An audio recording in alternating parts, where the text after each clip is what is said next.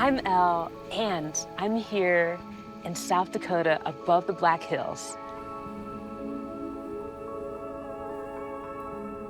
South Dakota actually is home to so many natural wonders and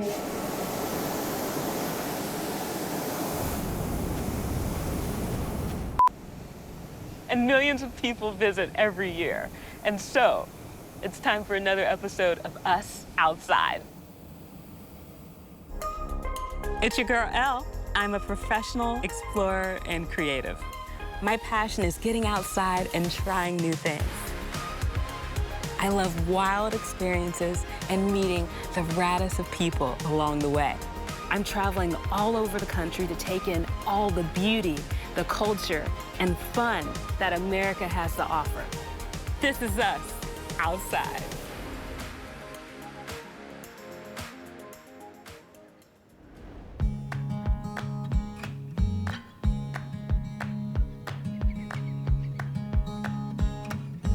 That was beyond fly. South Dakota is right now beyond incredible. A beautiful morning. I can't wait to see what else it has to offer. In this episode, I'm here to explore the vast and wildly different landscapes and adventure with the raddest locals. I have to try the world-class cuisine and learn all about the state's unique culture and influences. This is the Rushmore State, and this is Us Outside. The Black Hills are actually so incredible. After the balloons and going so high, it was so lovely, but I also hear that there's incredible things down below. I'm at the Wind Caves, and I gotta go meet Keely, our tour guide extraordinaire. I'm so hyped for this. I hear that we're at a really sacred spot. Yes, you're at a very special place for the Lakota people because this here is the place of their emergence. For the Lakota, the people here emerge onto the Earth's surface through a passage known as Wind Cave. The Creator told them that they should wait in the spirit world for the Earth to be ready. When the Earth was ready, the Creator gave them these instructions. The bison are your family, your relatives, your ancestors. Follow them because they will protect you.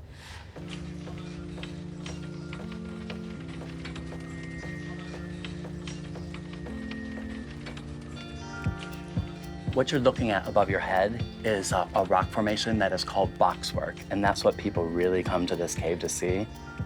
Why is it called boxwork? When this was discovered, they thought it resembled those wooden post office boxes from yesteryear.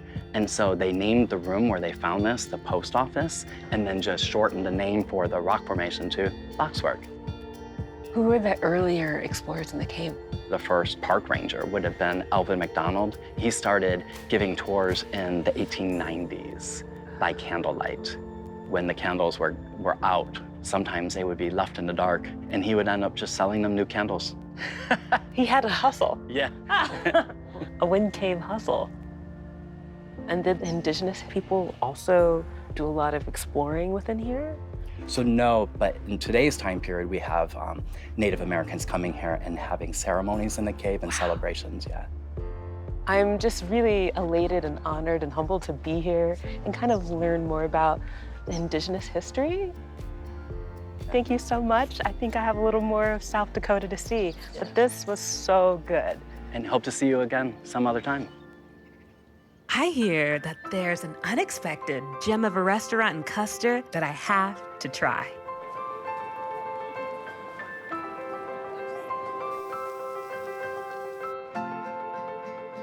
As someone who likes to explore not only the outdoors, but new places and places that I think are a little off the map that need to be on the map, I heard this is the place to be. Oh, thank you.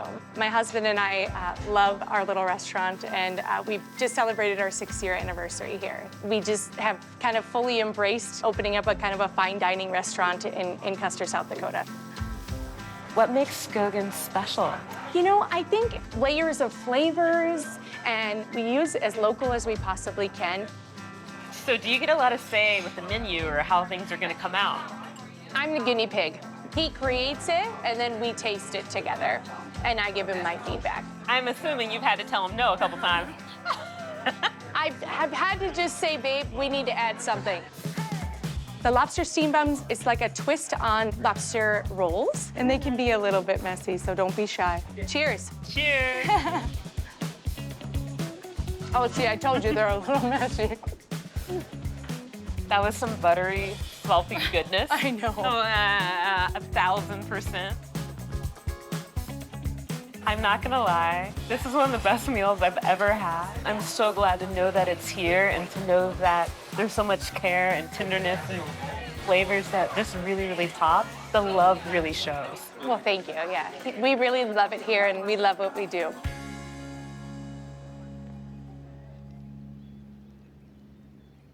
So sometimes you want to rough it, and sometimes you want that deluxe comfort. So this time, we're definitely gonna glamp.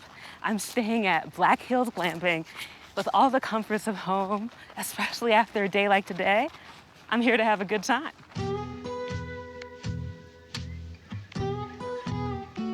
So nice. Look at this. She takes my money. Look at this gym. South Dakota knows how to show out.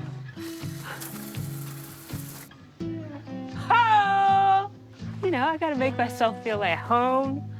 Classes are off. Oh, shoes are here. Definitely not roughing it.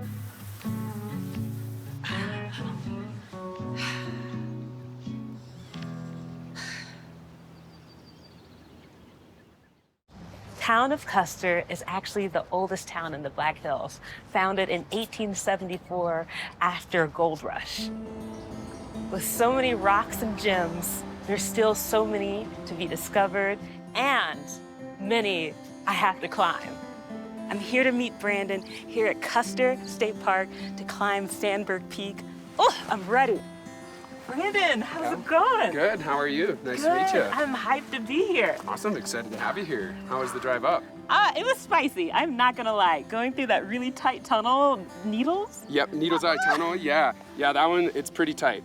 They actually can even fit gray line buses through it, which is kind of wild. I own a guide service called Sylvan Rocks Climbing School. We partner with the South Dakota Outdoor Shop. They've got great gear and they've got local beers on tap. We've got a lot of opportunities to climb around here. Today, I was thinking that I wanted to climb something that is kind of what we're known for here in Custer State Park, which is really tall, slender spires. All right, I'm ready to get after it. Cool, sounds great. Okay, Elle, you're on belay. All right, climbing. Climb on.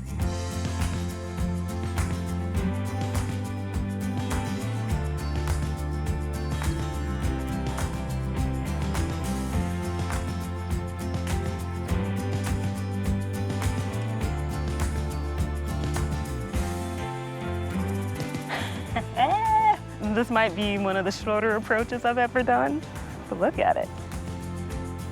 The temps are good. It's like super money. And the granite is actually really, really good. We've got a lot of rock climbing in the area. I would say like within a 2-hour range from Custer, probably several thousand different climbing routes. I've been climbing for a long time, and I'm so surprised that this area has been off the radar. Yeah, there's other parts of the Black Hills that are pretty popular for climbing, but Custer State Park is kind of a well-kept gym. A long day of climbing has me so hungry and ready for some much-needed R&R. For me, being an explorer also means exploring the quaint towns, the places with the local flavor. So I'm here in Hot Springs to visit Moccasin Springs, an incredible hot spring, and I'm here to eat at Buffalo Dreamer by the incredible Chef Rebecca. I'm here at an historic hot spring called Moccasin Hot Spring that dates back to 1890. It was originally a moccasin-shaped pool that the Indigenous people would use because they super believed in the healing power of water. I'm definitely here to take it in, here to glow and flow, and just to relax.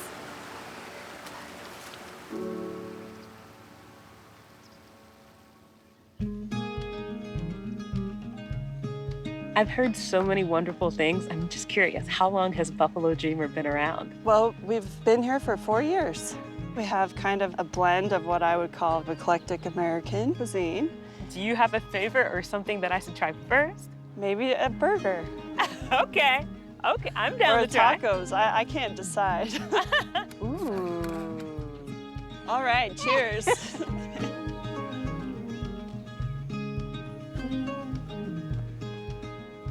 For me and all the foodies that want to go and visit and understand how it's supporting the local industry, I'm so curious to learn about how you're doing that here. Well, the meat we're using in our burger and our taco today comes from a local ranch. These cows are so well treated. We also try to support local farmers. We have a lot of different greenhouses in the area and farms. This was all for you. All right, I'm here for it. I just love Wind Cave. I just love the river in town and all the nature. I always felt at home here. Thank you so much for having me and exposing me to what South Dakota is through food. Thanks for being here. Glad you enjoyed it.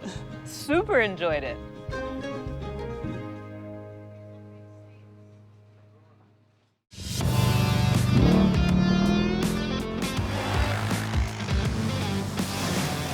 If adrenaline is your thing, you gotta go to Adventure Rentals for some hard-pumping off-roading. Just 45 minutes outside of Rapid City.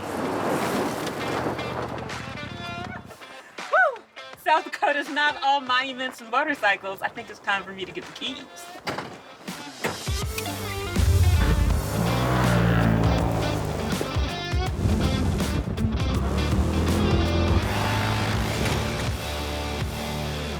That was so much fun. Now it's time to head to Rapid City to check out the amazing culture and a thriving art scene. Exploring a place also means to understand its history and the culture. And being here, you can also do that in a super sustainable way that feels good.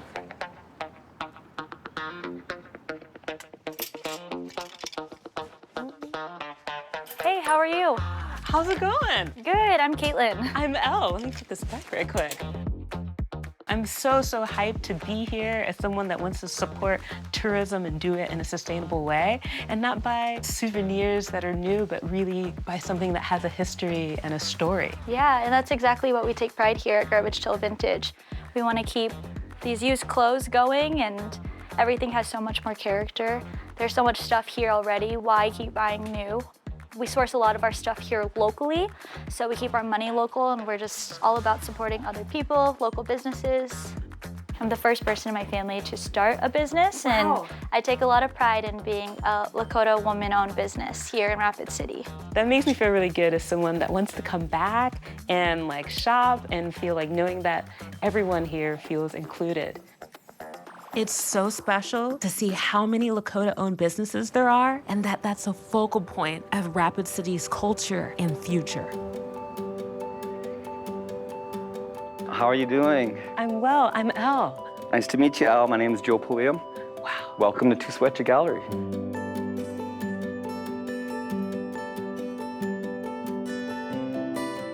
The word Tuswecha means dragonfly in Lakota language. He represents transformation and rebirth and new beginnings. It looks incredible, and I would love to learn more about your art. About 13 years ago, I discovered ledger art.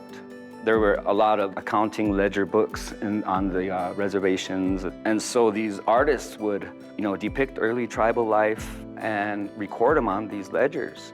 I just thought it would be a way for me to teach people about our culture. It's the colors, the vibrancy, and also it seems really radical, how you were so affected by what you're painting on top of. So often when people visit a place, they take. They don't do anything to invest or feel like what they can do to give back. Whenever someone can purchase something right from an Indigenous artist, it's really empowering that artist, our artists, our sciences, our music, it's all coming together right now. I call it the Lakota Renaissance. Yeah, it's just great to be able to, share our stories and to be able to show people that, our human side, to see that we're real and that our stories to us matter. Now I'm headed to meet an inspiring chef who's getting Indigenous food on people's radar. Hi. Hi, I'm Elle. It's so nice to meet you. Welcome to Chef Braveheart. I'm Kim, Chef Braveheart. It's so incredible to meet you. Come on over. Indigenous cuisine is like the epitome of our Indigenous identity, and it's been a really exciting time because we are in a time of Lakota Renaissance and Indigenous Renaissance. I wanted Indigenous representation right in the core of the Rapid City. It's about like whole ingredients, whole vegetables, whole fruit, whole protein. So I'm making buffalo bison meatballs with blackberries. I'm actually gonna have you make them. Okay. And so we have a pound of buffalo and a pound of local pork. This is actually from my homies, make this pork. I actually knew this pig, for real.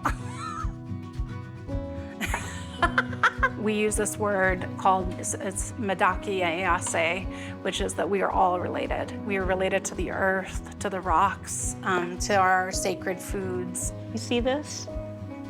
It's a beautiful meatball. So interesting, and it's so rad that you guys are kind of taking cuisine back and really getting against kind of the process of things. I'm pretty blown away, and like it was so easy, and it's really delicate. Our foods tell us our stories. It does. And it reconnects us to who we are, and it reclaims our power back. Thank you for coming to visit me. It's an honor to have you in our space. And in Lakota, we say Wopi la tanka, which means like big thank you, but also we say Doksha ake, which means I'll see you in this life or the next. We never say goodbye. Oh, okay. So Doksha.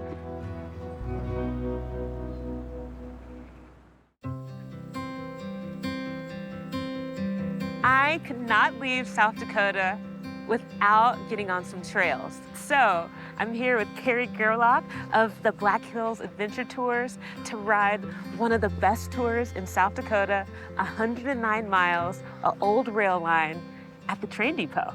Yes. All right. Fun. All It's gonna be right. awesome. It's a beautiful trail.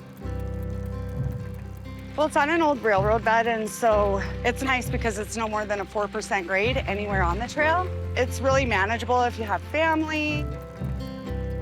I hear it's also maybe even possible for bike packing. Oh, definitely. Yeah, you can camp anywhere off of the trail. So, yeah, you could go 30 miles a day, camp. There's all sorts of restaurants and places you can stop and get little souvenirs and things along the trail, too.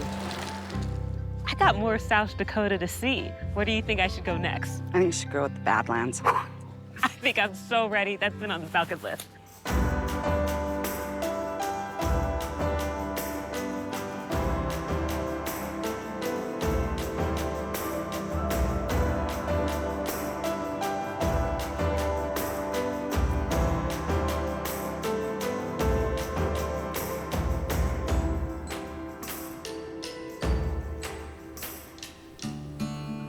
What are the key places to go when you're at the Badlands? Well, the Badlands is kind of relatively easy in terms of parks.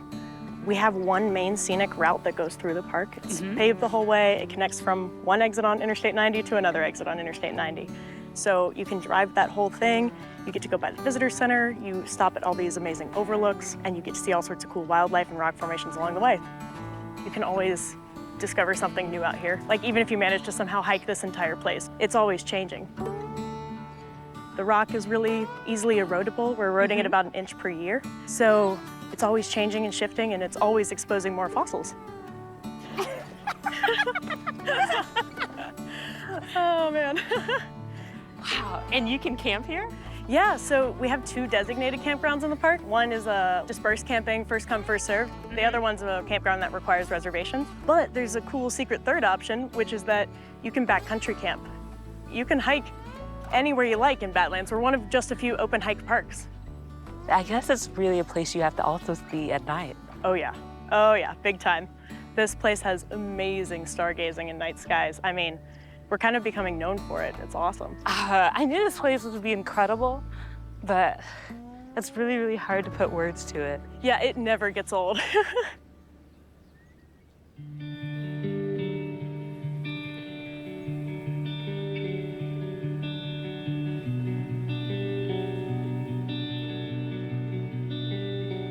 I couldn't resist spending a final night in South Dakota under the stars. There's over 7,500 stars, constellations, and planets that you can see. And so, I'm just waiting for the sun to go down and the stars to come up. I'm shooting here. I'm going to do a super long exposure. I got it on f1.8 and try to get my first Badlands night sky. Okay. This is kind of the fun part. Hypothesis. Oh, okay. We're starting to get there. Okay, Al. I see you. South Dakota gave way more than I expected from visiting the parks and really making sure that I'm exploring tourism in a way that felt sustainable and felt good, not only for me, but for the Indigenous people and for South Dakota residents. It was inclusive, it was fun, and this is a really wonderful example of how you can give and learn and have fun.